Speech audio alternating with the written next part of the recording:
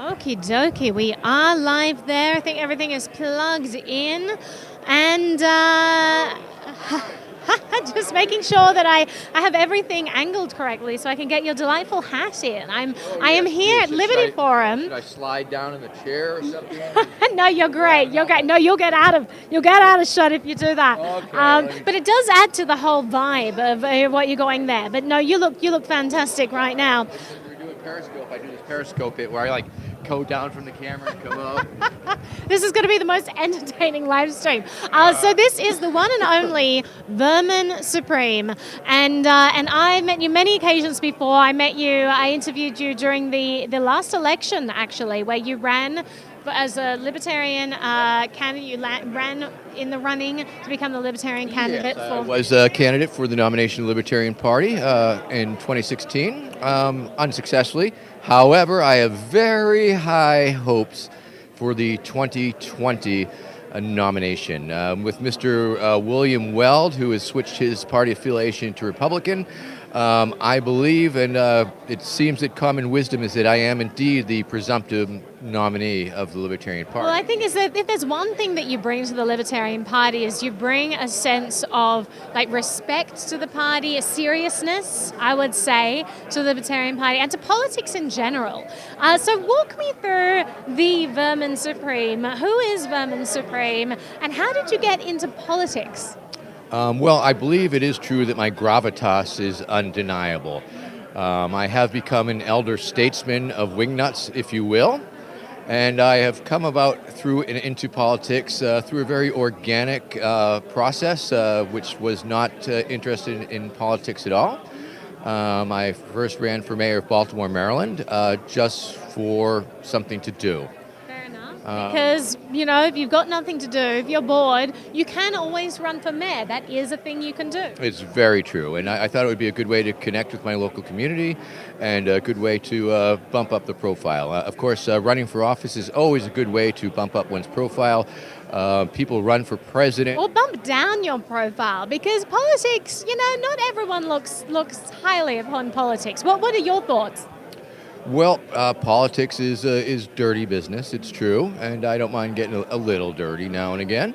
Is that why you wear the Wellington boot or rubber boot on your head? You might end up with a little muck here and there, so a good mucking boot is preferable. And so over the years, of course, I've run for any number of different things. I first started working in the New Hampshire primary. Of course, the New Hampshire primary is legendary in that it is a very small state, it is the first in the nation primary. Candidates who are on the slate, you'll get every last one of them up here, senators, ne'er-do-wells, and all sorts of people running.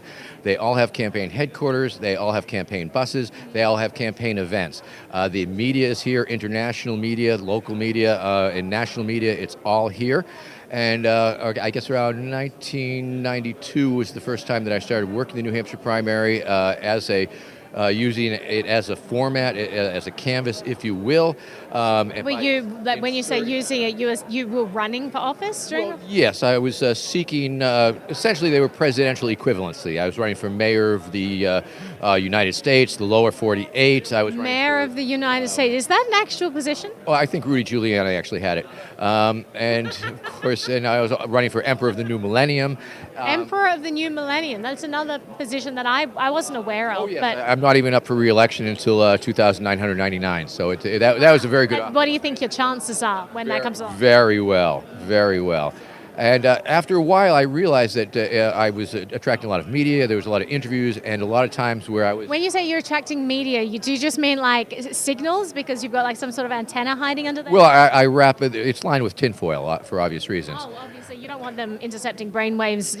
You safeguard against that stuff. Very, very correct. And I realized that with all these ridiculous made-up offices, that it was taking away too much from the free ponies, too much from the zombie preparedness. There wasn't time to discuss. By the time I told them what I was running for, there wasn't time to discuss mandatory toothbrushing laws, for example. I know, because there should be a law. Absolutely, absolutely. And I'm glad we're on the same place. I feel like you may be one of the most sane people in politics. Sure, why not? Sure, why not? I'm a reasonable man. I'm a reasonable person. Yes, there's a lot of things that are of the not real variety in my platform and presentation.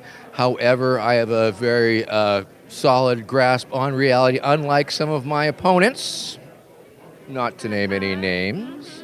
Well, I do have to say, like, between you and Trump, I'm not sure who brings the ridiculousness to office. Very true. It's a tough competition. I have claimed that I did pave the way for him by You softening did. the ground in a way.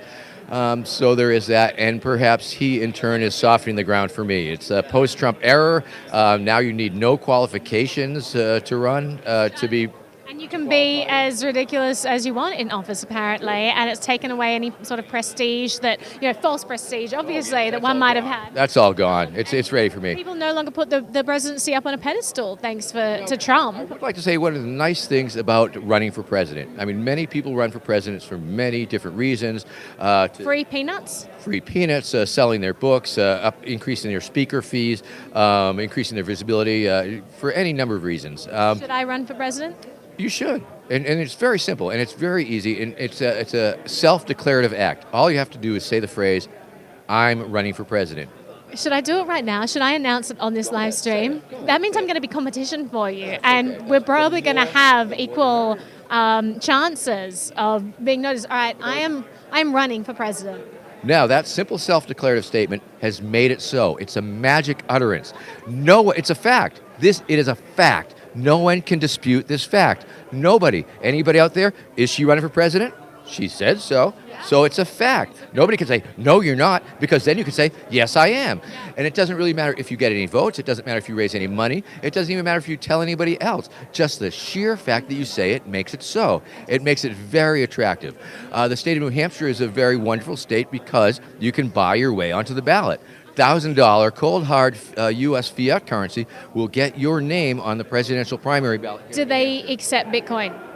I don't know if they do yet. Hopefully they will. That might be a line for me. I don't know if I can enter back into the world of dirty fiat. Well, you can be a writing candidate. Once again, it's wide open because you are running for president. You can come up here. You can make yourself a sign. You can tell people that you're running for president. And it's so. People might even vote for you. They might write you in. I hope so, because I'd be a really good president. I mean, you mentioned free ponies for all. My friend Francois, a lot of my subscribers, they're a big fan of Francois. He often wears like a hat for his hat. You must like people who have interesting hats. But he wrote a song that's like, yeah, absolutely hats. He wrote a song where it's like, I want free healthcare for all, I want free healthcare for all, da da da da da, and a pony. It's like a song about, it's a fantastic song. But anyway, that could be my campaign song. Yes. And a pony, it would be called Naomi Brockwell and a pony. And so the New Hampshire primary is a prime location for any sort of wing, not any sort of fringe candidate, because the fringe candidates come out of the woodwork, and you can do things that if the media finds it interesting, they will give you coverage. I mean, it took me many years. I've been up here. It was probably up until 2012, but I've been running since '92. So I've been campaigning up here 10 years. You've been running for this upcoming election since 1992? Ultimately, yes. This is a really long campaign you've been running. Ultimately, yes. It's a long game. A lot of preparation. It's a long game. And it's taken me to a point where with very little, other than my incredible fashion sense. Well, you look dapper. Can I say, is that a tutu you've got wearing? It's beautiful. This man. And of course, my visionary ideas that seem to resonate with the people. How many ties have you got? All of them. He has all the ties. Ladies and gentlemen, Vermin Supreme has all the ties, plus a 10, how many years? 92, 2002, almost, 30-year campaign that he's been running. And that is why I'm the best candidate for the Libertarian nomination here in America today. He's got all the best people. He just is all the best choices. This is your future president you're looking at here. So just to sum things up. Am I to assume that a lot of libertarians watch your podcast? You could assume that. And, members of the Libertarian Party. You could assume that. All right. Well, let me state for the record that there are arguments to be made as to why I am indeed the best libertarian candidate in the run, in the race at this point in space and time.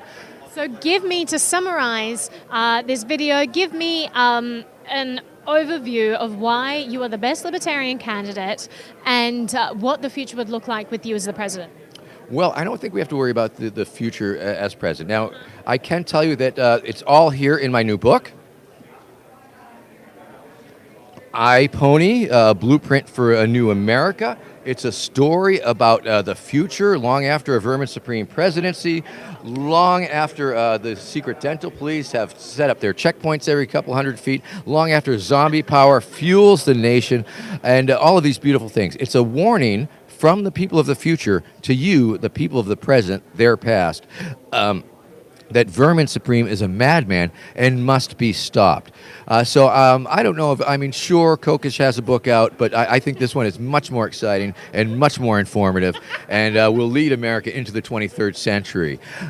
So there's that. Now, I think the most pressing issue that comes across my mind that a lot of would-be supporters say, we're the Libertarian Party. We don't want to be seen as a joke. We don't want to be taken as a joke party. Whereas the presidency isn't seen as a joke at all right now. It's a very serious thing that people should take very seriously. But I believe that it's in the framing. I believe that the Libertarian Party could frame it in a way that they would not be considered a joke party. They could frame it in a way that we are the Libertarian Party. We are a party of ideas. We are a party of ideals. We have very serious agenda items. We have very serious people. However, the duopoly, the presidential elections are a joke. And therefore, with love and spite, we present Vermin Supreme. I believe that the Libertarian Party can put up a joke candidate without being perceived to be a joke party. I am promising to work with the Libertarian Party leadership. I am making the Libertarian Party platform my own. In addition to my own flights of fancy of ponies and zombies,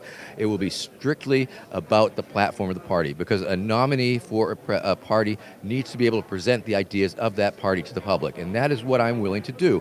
I am willing to compromise. I believe I'm a very reasonable person. Many of these other Libertarian candidates are wingnuts. They say things. They say crazy things that do the party no favor. And so I can only say that I will not do that. I will say crazy things, but they will not harm the party.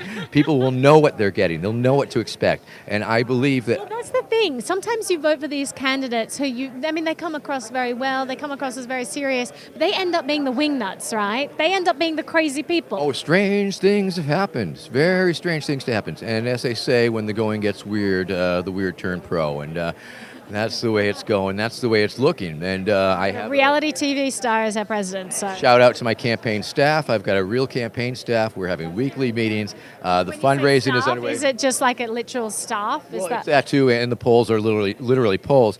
But I can say that my imaginary campaign is through the roof. It's big. It's international. It's intergalactic. It's amazing. You've got an intergalactic campaign right now. That's fantastic to hear. But where the flights of fancy meet, where it meets the rubber, where the rubber meets the road, transferring my whole thing, shtick, crazy world into reality, that's where it gets interesting. And, when I appear on real ballots and appear in public and take on the police and do all of these different things. I like to plug my movie, Who is Vermin Supreme, the name of this segment, but it's the name of the Steve on Derek documentary. Documentary, where can people find it? It is on Amazon Prime and Xbox and a whole bunch of other places. I'll put a link below in the details for you. Please do. It's very informative. I think if you're not familiar with my overall work as an activist, the whole depth and breadth of it, you should watch that. A lot of people just know me as the goofball candidate with the boot on his head. Where is this goofball? Slanders, lies, of course. You find those people for me, and I will set them straight. That is outrageous. There is something for you.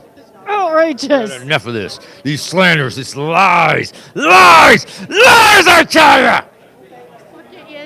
Sorry. Yes.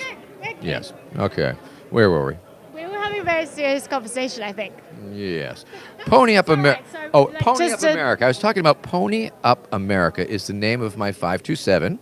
It's an actual political organization. It's my campaign fund. To get everyone a free pony. Absolutely. After I Thank God. I was waiting for a political candidate who would finally address this pressing concern that I haven't seen anyone. Ponies in America. It's a terrible thing. The lack of free ponies as well. Do you see any ponies here today? No, I see. Everyone have the right to a pony? If I was president, if this was then we'd all have ponies, of course. We'd have a pony right here between us. I'm going to add that as a 415th Amendment. right to ponies. Right to ponies. Got to fight. Surely there's something we can add to like the interstate commerce law that adds in some sort of pony co-opting an organization. Then we can just redistribute the ponies. Once Article 5 kicks in, once we do have a congressional caucus, all things are on the table. And it sounds like the Article 5 amendment is, or Amendment 5 amendment moving right along. Enough states seemed to have put together enough votes to make it a potentially real thing. Well, as you said, we do need to fight for our right to pony, and I really appreciate your time here, especially as you are running a very successful intergalactic campaign right now. So, thank you for your endorsement. Absolutely. Thank you. I endorse Vermin Supreme, especially as my VP for my upcoming presidential run. Thank you. I appreciate that. Reciprocal. Sure, why not? Why not? Why not? You know, why do you just need one VP? Why not have a bunch of them? Exactly. Well, thank you for your time. I really appreciate it. Together, we will ride our ponies into a zombie-powered future, my friends. Victory will be ours. Walk with me, people. Skip with me, people. Hop with me on one foot, people. We will... Excuse me, something in my throat. So no worries. That's fantastic. Great way to go out.